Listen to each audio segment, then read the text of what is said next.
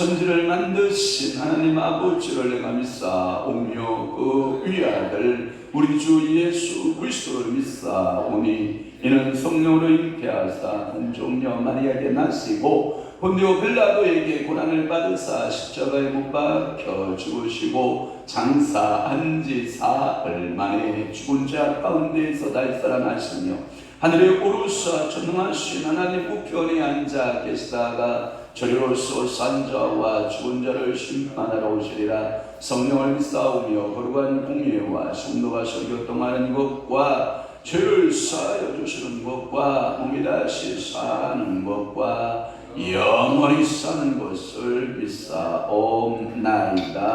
아멘. 너는 마음을 다하여 여호와를 신뢰하고 내 명철을 의지하지 말라. 너는 범사의 꼴을 인정하라. 그리하면 내 길을 지도하시리라. 그렇습니다.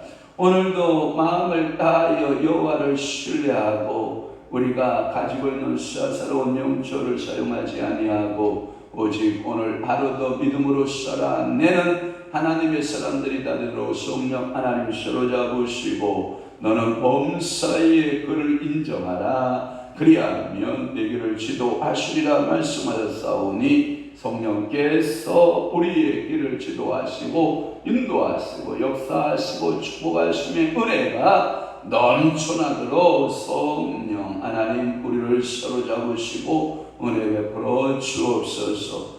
오늘도 이 새벽에 나와 기도하는 사랑하는 이들의 간구 소원을 주님이 들으시고 하늘문 여시고 신령한 거 기름진 거 하나님 때를 따라 부어주시는 놀라운 은혜의 분복을 누리고 살아내는 귀한 성도들 되도록 성령님 저들을 축복하시옵소서. 또한 오늘 수요일입니다. 이 새벽 저단부터 저녁 기도회까지 모든 주의 성도들의 간절한 부르짖음에 주께서 응답하시고 교회는 하나님 아버지 성령 충만한 교회와 성령이 기름 부으심의 역사로 말미암아 날마다 믿는 자의 수가 더하여 가는 아름다운 교회, 축복의 교회가 되도록 성령님 사로잡아 주옵소서. 예수 그리스도의 이름으로 축복하며 기도하옵나이다. 아멘. 하나님의 말씀 봉독하 계십니다. 다니엘 5장 5절에서부터 9절 말씀까지 합독합니다. 5장 5절 시작. 그때에 사람의 손가락들이 나타나서 왕궁 촛대 맞으면서 벽에 글자를 쓰는데 왕이 그 글자를 쓰는 손가락을 본지라 이에 왕이 즐기던 얼굴빛이 변하고 그 생각이 번민하여 넓적 다리 마디가 녹는 듯하고 그의 무릎이 서로 부딪히니라. 왕이 크게 소리질러 술객과 갈대아 술사와 점자기를 불러오게 하고 바벨론의 지배자들에게 말하되 너를 막론하고 이 글자를 읽고 그 해석을 내게 보이면 자주새 옷을 입히고 금사슬을 그의 목에 걸어주리니 그를 나라의 셋째 통치자로 삼으리라 하니라. 그때에 왕의 지혜자가 다 들어왔으나 능히 그 글자를 읽지 못하며 그 해석을 함께 알려주지 못하는지라. 그러므로 벨사살 왕이 그게 번민하여 그의 얼굴빛이 변하였고 귀족들도 다 놀라니라. 아멘. 오늘 다니엘 5장 5절에서부터 9절 말씀을 중심으로 해서 벨사살의 향연 두 번째 시간으로 은혜를 받고자 하는 것입니다. 벨사살의 향연 두 번째 시간입니다. 벨사살이 큰 잔치를 베풀었습니다. 1절에 보면 그는 조용히 일어나서 그 귀족들과 함께 1000명이나 되는 술잔치를 벌였고 술에 만취한 상태로 그가 이제 그 예루살렘의 성전에 쓰는 중요한 하나님의 그 기명을 데려다 그릇들을 가져다가 금그릇, 은그릇 이러한 좋은 그릇들을 가져다가 술 파티에 사용되었다라고 하는 것입니다. 이렇게 벨사살이 주용에 빠져서 분별력이 사라졌습니다. 그때 이 왕궁의 벽 쪽에 석회벽 부분이 있었던 것 같아요. 왕궁의 석회벽에 사람들의 손 같은 것이 나타나서 글씨를 쓰기 시작을 합니다. 그런데 왕이 그 글씨 때문에 크게 번민하였다. 오늘 보면 성경에 보면 번민하여라는 말을 두 번이나 쓰고 있는 것을 보면 너무나도 놀라고 아마 이걸 보고 이런 말 하죠. 가끔마다 술 먹는 사람들이 쓰는 용어인데 술이 깨버린다라는 말 알아요. 술을 왜 먹어요? 취하려고 먹는 건데 술을 한 잔, 두 잔 먹으면 먹을수록 더 정신이 뚜렷해지고 또 맑아지는 이런 현상들을 가리켜서 술 먹는 사람들은 뭐라고 말하냐? 술이 깼다 이런 표현을 쓴단 말이에요. 그러니까 이 술이 깨면 되는 게 아니거든요.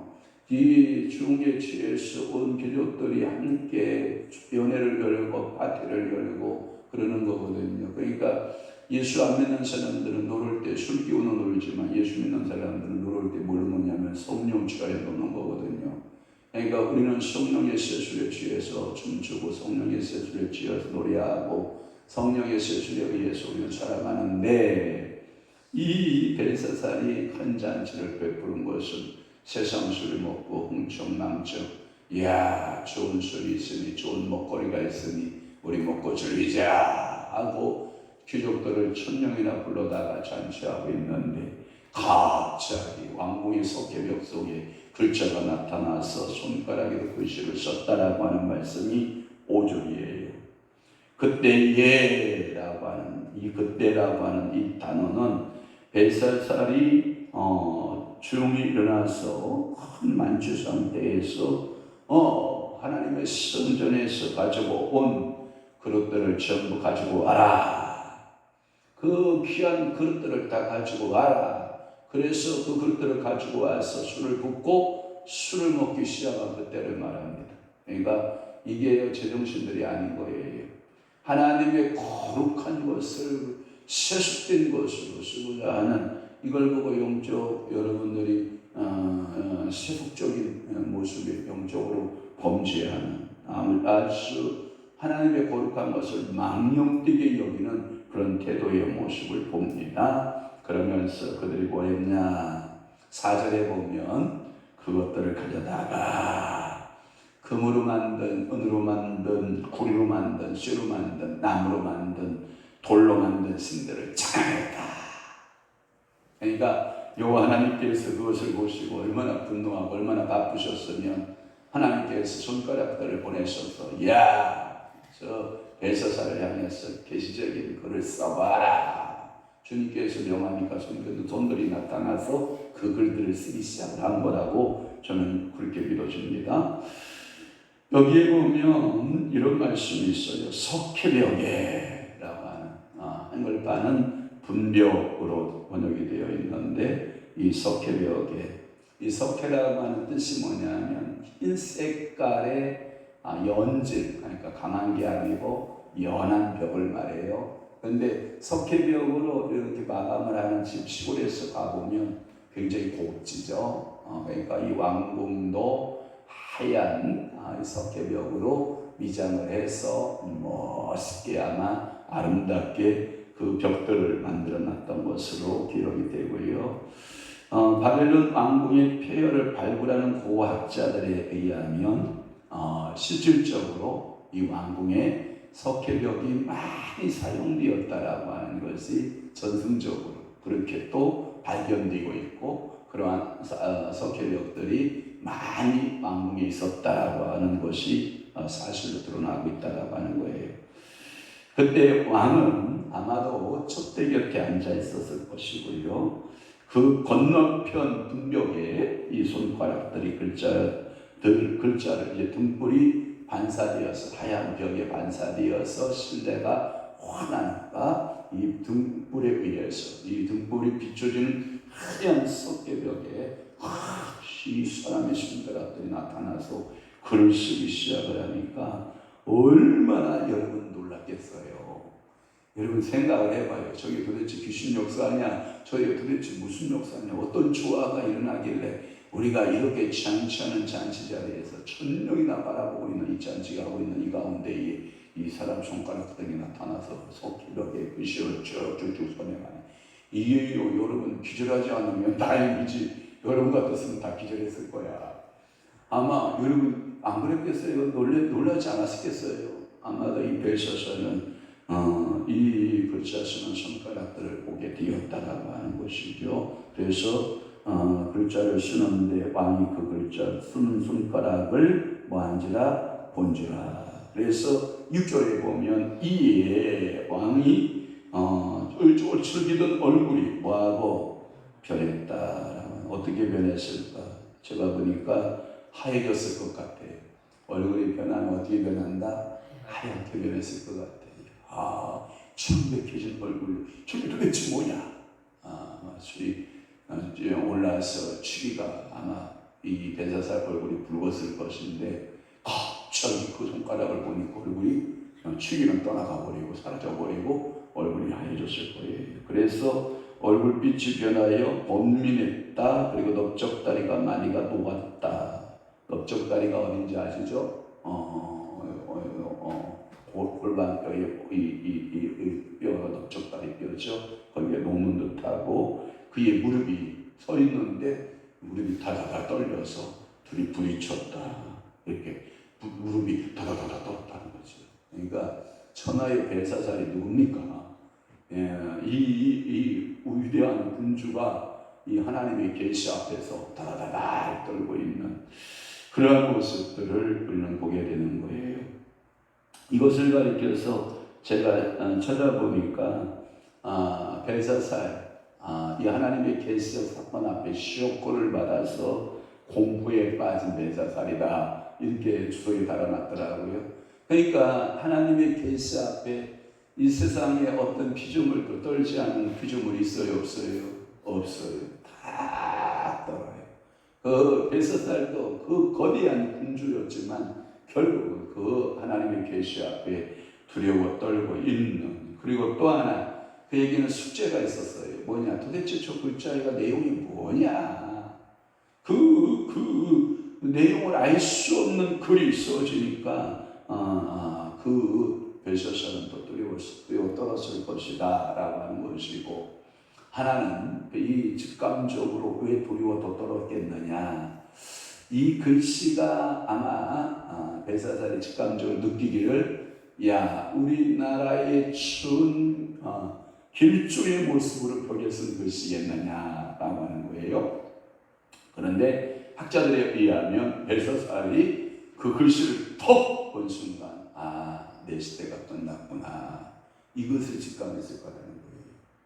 여러분, 여러분들이 사람을 이렇게 보면, 임종하는 사람들의 모습을 이렇게 지켜보면 자기가 자기를 포기합니다. 자기가 자기를 포기해요. 너무 힘듭니다. 성령님, 주님 나를 데려가 주세요 하고 내 마음과 내 몸을 이렇게 주께 맡기잖아요. 그때 임종합니다. 그때 여러분들에게 하나님은 동의를 구하신 하나님이심을 믿으시길 바라요.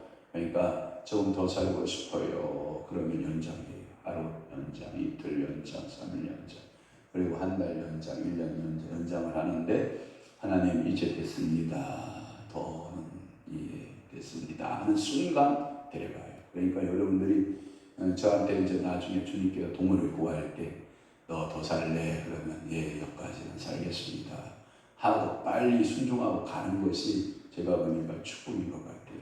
그 부차하게 여러분 어차피 가야 되는데 1년 연장하면 무슨 의미가 있겠고 2년 연장하면 무슨 의미가 있겠어요? 아무 의미 없거든요. 그러니까 직감적으로 이 벨사살은 알았다는 거예요. 내 왕권의 시대가 곧 끝나는구나. 이것을 영적인 직감에 의해서 그 본능적으로 치유가 닥친 것을 느꼈을 것이라고 하는 거예요. 하나님을 떠난 자가 이 세상 환락과 세상의 중에 빠진 자가 당하는, 결국은 피치 못할 종결의 모습. 우리 인생들이 이러한 잔치에 빠져 살고, 이러한 술에 빠져 살고, 이러한 곳에 빠져서 자기 인생을 허비하고 사는 인생들이 얼마나 많으냐라는 것을 우리에게 숙제로 남겨두고 있다라고 하는 것이고요. 그래서 7절 말씀에 보면 술객과 갈대아 술사와 점장이를 불러라고 하는 말씀이 있어요. 이것은 어느 때 불렀던 내용이냐면, 나라에 문제가 생길 때마다 느부갓네살도 꿈을 꾸고 그 꿈 해석을 할 수가 없었을 때 2장 2절을 볼래요? 다니엘서 2장 2절에 보면 다 함께 봐요. 시작. 왕이 그의 꿈을 자기에게 알려주도록 박수와 술객과 점장이와 갈대아 술사를 부르라 말하며 그들이 들어가서 왕의 앞에 선지라. 이 장관들이에요. 왕의 장관들, 왕에게 지혜를 주는 장관들인데, 결국은 이 종류의 사람들을 다시 부르는 거예요. 벨사살도 다시 불러서 이 꿈을 해석하라 라고 말하는 거예요. 그러면서 뭐라고 말하냐면, 해석하는 자에게 주는 7절에 보면 상급이 있어요. 이야, 하나님은 이렇게 해서 또 다니엘을 높이기 원해서 하나님은 또 그 해석을 하시는데, 보면 해석을 내게 보이면 자주색 옷을 입히겠다. 그 다음에 금사슬을 묶고 그의 목에 걸어주겠다. 그리고 나라의 모든 셋째 통치자로 삼으리라. 이 보상이 3가지를 걸었어요. 몇 가지를 걸었다고요? 3가지. 그러면 첫째, 자주색 옷을 입히고 라고 하는 말은 거기에 보면 이렇게 되어 있다고요. 왕후나 그리고 고귀한 신분을 가진 자가 입는 의복이 자주색 의복. 그러니까 이 자주색 의복은 왕가들이 입었던 옷이란 말이에요. 왕적인 요소들이 이 고귀한 사람들이 입었던 옷이 자주색 옷이거든요. 지금도 제가 그 영화 가운데 잊혀지지 않는 것이 배너나 또는 예수 그리스도의 영화를 보면 헤롯이가 입었던 옷이 있거든요. 이 자주색 옷, 이렇게 옷을 거쳐 입고 거드름을 피우는 이 왕들의 모습을 여러분 생각을 하면 귀족들이 이 자주색 옷을 쫙 걸치고 얼마나 거드름을 많이 피웠느냐. 그러니까 이 자주색 옷, 왕족이나 입을 수 있는 옷을 주겠다라고 하는 것이고, 또 하나 금사슬을 걸어주겠다라고 하는 것은 이 금사슬, 금목걸이를 걸어주겠다 이 뜻인데, 그 신분을 상승하는 것을 의미합니다.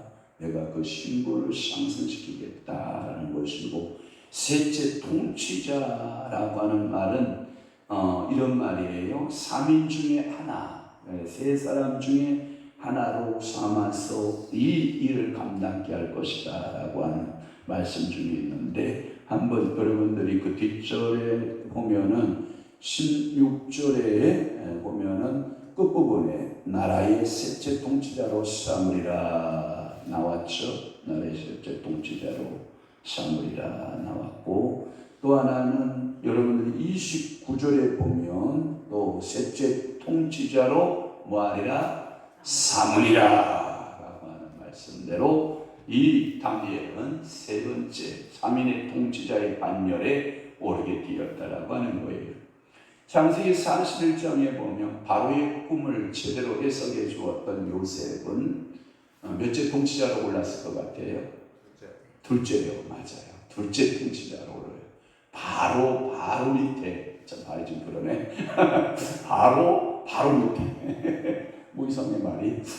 바로 밑에 요셉은 두 번째 통치자로 제2인자의 역할을 감당했던 것을 보면 히브리의 청년들이 얼마나 지혜롭고 얼마나 똑똑했는가를 좀 우리가 알 수 있는 거고요. 또 하나 8절 말씀에 보면 그때의 왕의 지혜자, 얼굴색이 하얗게 변하고 이 지금 상급을 내걸고 난리를 치고 있는 그때입니다.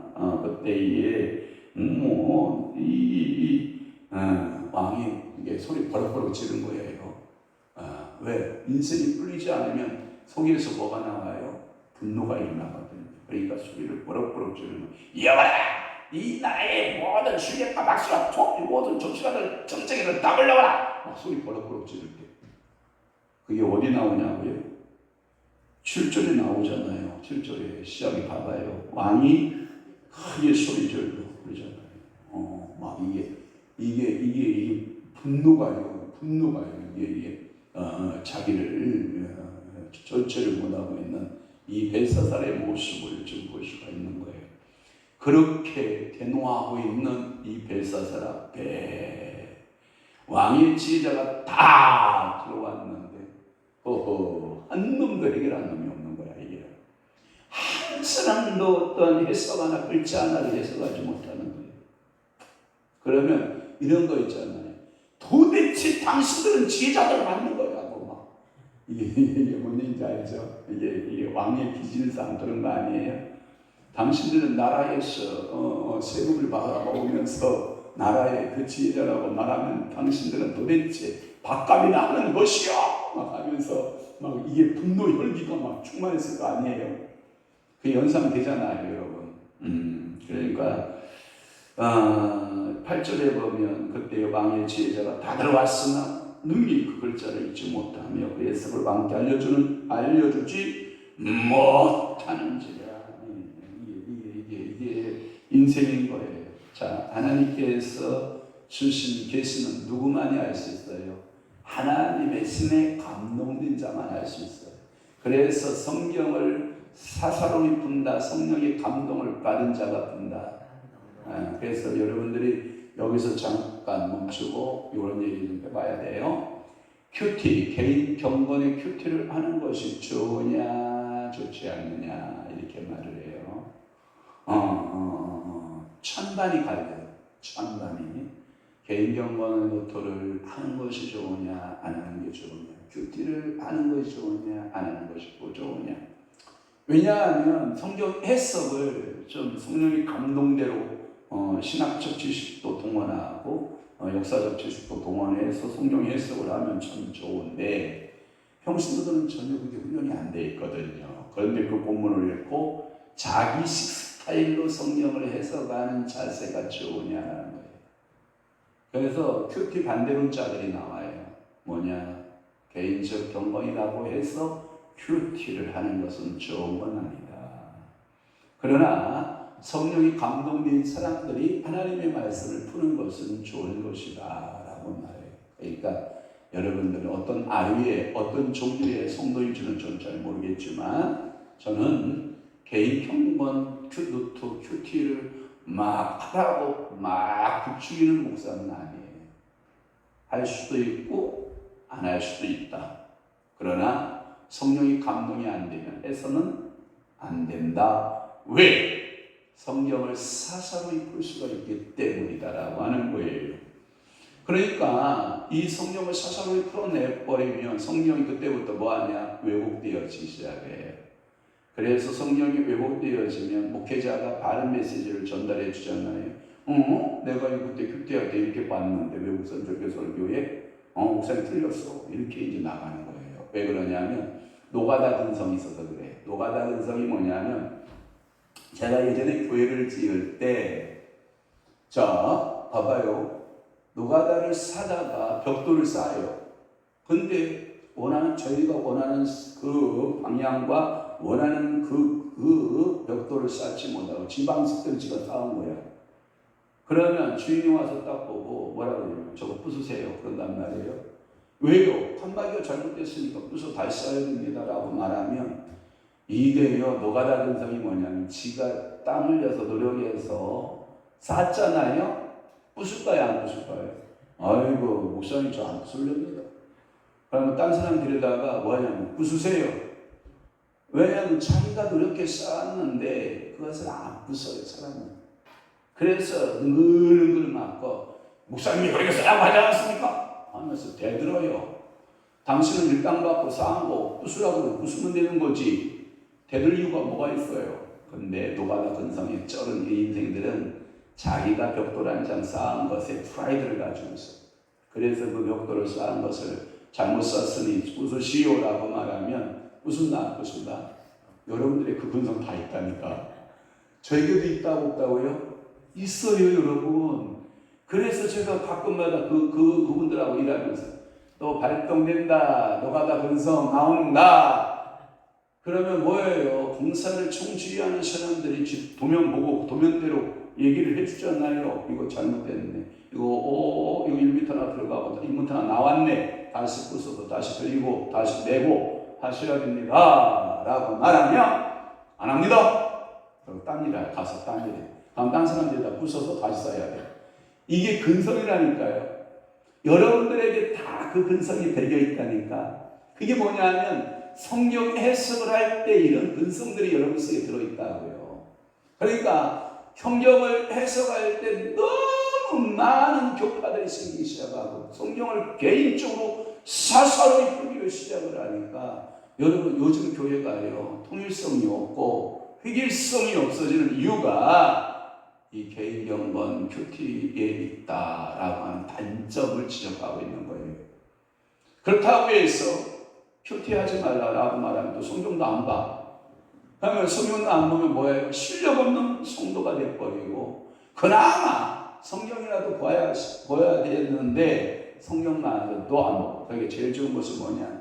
성경 읽으시고 성령께서 여러분 마음에 감동되는 게 있어요. 깨달아지게 하는 게 있어요. 성령의 전적 의지에서 그 성령이 의지하는 것을 깨닫는 것이 우리가 필요하다 이 말이에요.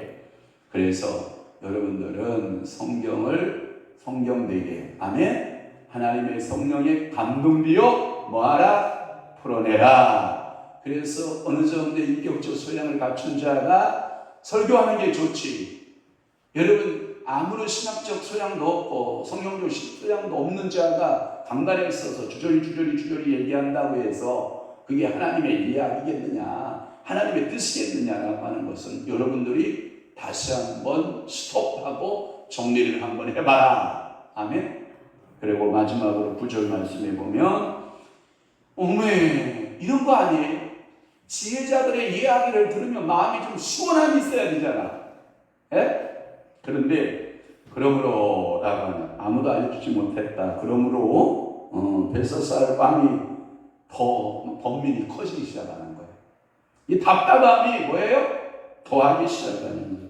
그러니 그의 얼굴빛은 더 어떻게 할 것이고 더 창백하게 변화해 갔을 것이고, 귀족들도 그 옆에 앉았던 그 천명의 귀족들이 있었잖아요. 귀인들이, 천명의 귀족들은 다 어항이 펑펑하여 놀라고 있었을 것이다 라고 하는 거예요. 6절 말씀의 반복이죠. 더 그는 고통이 두렵다라고 하는 거예요. 이제 내일 아침에 어떻게 이 문제들이 해결되고 있나 기대하시고, 오늘은 여기까지 말씀을 전했습니다. 기도하겠습니다. 좋으신 아버지 하나님, 오늘도 다니엘서 5장 5절과 9절의 말씀, 벨사살의 향연에 대한 두 번째 말씀, 지혜자들을 다 동원하고 분노도 내보고 혈기도 내보고 소리도 쳐보지만 그것은 어찌할 수 없는, 해석할 수 없는 인생들이 그 글자를 풀어낼 수 없는 한계점에 도달하는 것을 우리는 압니다. 그렇습니다. 오늘도 우리가 인생을 살다 보면 내 힘으로, 내 능력으로 한계점에 도달할 때 우리는 전적으로 성령님을 의지하고 말씀을 의지하고 주님을 의지하고 기도하고 하나님의 뜻을 찾아내는 하나님의 사람들이 되어지도록 우리 아버지 저희들을 축복하시고 복 주시고 은혜 베풀어 주옵소서. 오늘 하루도 저희들 성령님 지혜를 주지 아니하면 모든 일들을 감당할 수 없사오니, 성령이여 오늘도 우리에게 지혜의 영으로 충만케 하시옵소서. 이제는 우리 주 예수 그리스도의 은혜와 하나님 아버지의 극진하신 사랑하심과 성령님의 감화교통 내주 역사 충만하시니 남은 때에 더욱더 하나님 말씀대로 시하여 하나님 은혜대로 살아내기로 각오하고 결심하는 사랑하는 귀한 손을 심령 위에와 교회 위에 이제부터 영원토록 함께 있을지어다.